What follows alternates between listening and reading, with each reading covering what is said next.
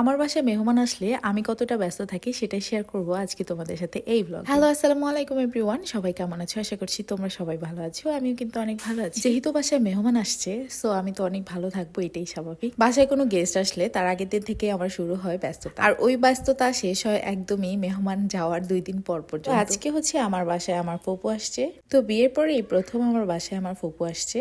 তার জন্য কিন্তু আজকে আমার শাশুড়ি বলতেছিল তোমার যা ইচ্ছা তাই রান্না করো। আর রান্না বান্নায় কিন্তু আমি আর আমার শাশুড়ি একসাথেই সবকিছু করি, আর দুজনের সব সম্মতি নিয়ে তারপরেই কাজ করি। তো আজকে আমি আমার ফুপুদের জন্য রান্না করেছি গরু মাংস আর রোস্ট আর পোলাও। রোস্টটা রান্না করার জন্য আমার কি কি প্যারা গিয়েছে সেটা কিন্তু তোমাদের সাথে আমি আগেই শেয়ার করে ফেলেছি। গরু মাংসটা তো আমি মাখিয়ে চুকিয়ে রান্না করে ফেলেছি। গরু মাংসটা কিন্তু আমি একদম মাখিয়ে চুকিয়ে শাশুড়ির কাছে দিয়ে দিয়েছিলাম। মাটির চুলায় কিন্তু আমার শাশুড়ি ওইটা অনেক বেশি মজা করে রান্না করে ফেলেছিল। এখানে দেখতেছো আমি রোস্ট দিয়ে এইভাবে পোলাও বাড়তেছিলাম, কারণ খাওয়ার সময় যদি দিয়ে দেই তখন একটা প্যারা যায়, তার জন্য আমি এভাবে সার্ভ করে দিচ্ছিলাম। যার যেই পিসটা পছন্দ সে সেখানে বসে পড়ো। আর গরুর মাংসটা কিন্তু একটু পরেই আনবো, কারণ হচ্ছে কি এটা কিন্তু জমাট বেঁধে যায়, যেহেতু শীতকাল একটু যখন সার্ভ করব সেটা কিন্তু জমাট বেঁধে যায়।